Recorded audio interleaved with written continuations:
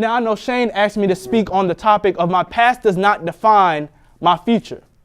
Right, but I always say the past does not define your future, but it develops you in order to achieve success for your future.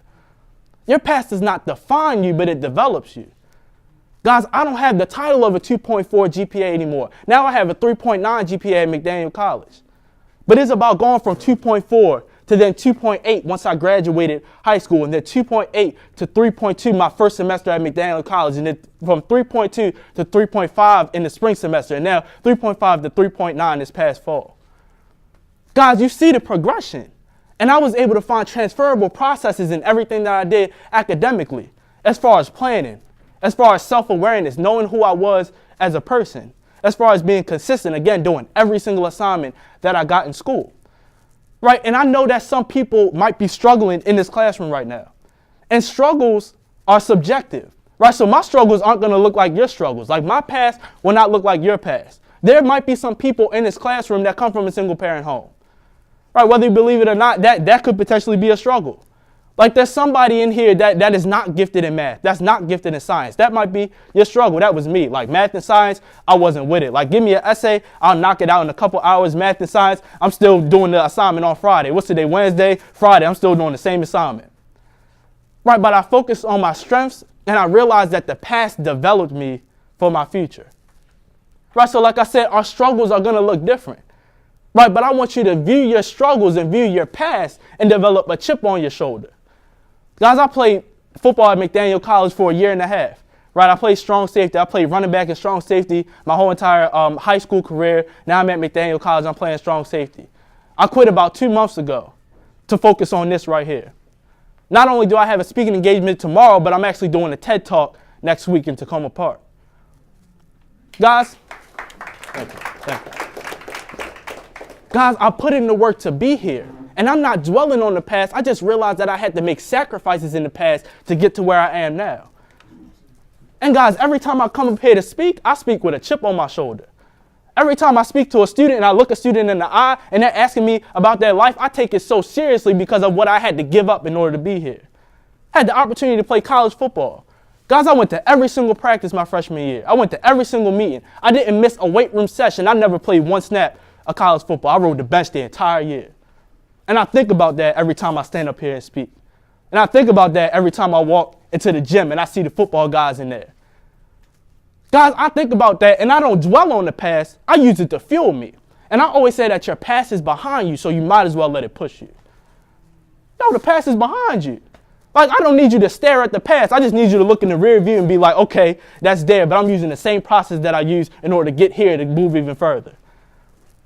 Right, so I look at my past, realize that when I graduated, I was the 2017 Randalltown High School Principals Award winner, right? Independent Research Award winner, FBLA Achievement Award winner, right? Had impact all across the school. I got 0 outside scholarships to go to college. Only 1 college believed in me. Got denied by 4 colleges. I'm one of the top youth public speakers in the entire country. There were 4 colleges that was like, no, you're not good enough. Right, like I said, got 0 outside scholarships to go to college. Guys, that's my past, and I let that fuel me every single day. And I posted the other day, I'm like, yo, if you know your worth, that's powerful. Like, figure out what your worth is, and if somebody doesn't know your worth, prove it to them. If somebody doesn't know your worth, let them know what your worth is. Right, and I use my past every single day to say, look, I went from 2.4 to 3.9. I went from sleeping in the back of the classroom to dean's list. I went from somebody who sat in the back, didn't say anything to anybody, to now I'm up here speaking. Guys, I want you to take every single opportunity that you have in school to be great. And I'm not just talking about the classroom. I got some basketball guys in here. Every time you go to practice, you never know what kind of gift you can unlock in practice. Guys, I'm doing a PowerPoint presentation for my English class that turned into a national speaking engagement at a conference. Imagine if you applied yourself every single practice. Imagine if you applied yourself every single meeting. So when you walk into the meeting, when you walk into the classroom, you will be inspired not because of the opportunity that is seen, but to create an opportunity that is unseen. Guys, I want to harp on this even more. My past does not define me. It develops me. Right, and I use a lot of transferable processes that I learned from going from C's and D's to straight A's. right? One of the first things that I did as a student in order to improve my grades is that I went to every single teacher that I had at the time, right? And I sat them down face to face. It's like we meeting after school. I'm sitting down talking to the teacher, and I said, Miss So-and-so, I want to earn an A in your class. What can I do more in order to make that come to fruition? Like, I'm trying to achieve this. What do I need to do in order to get to the point where I am? Right? And sometimes you have to make your goals known.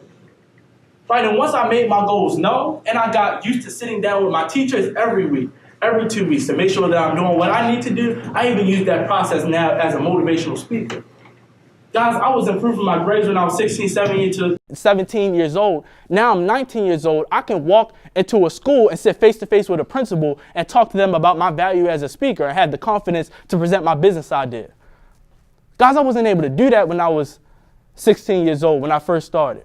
Right? But it's the process of sitting down and talking to people, telling them what I want. Right? So look at your past. Right? Don't stare at it. Look at it in the rearview mirror and say, I'm going to let this push me. I'm going to have a chip on my shoulder with everything that I do. And I'm going to give 110% effort and energy in what I do because of the unseen opportunity and the opportunity to use those transferable processes.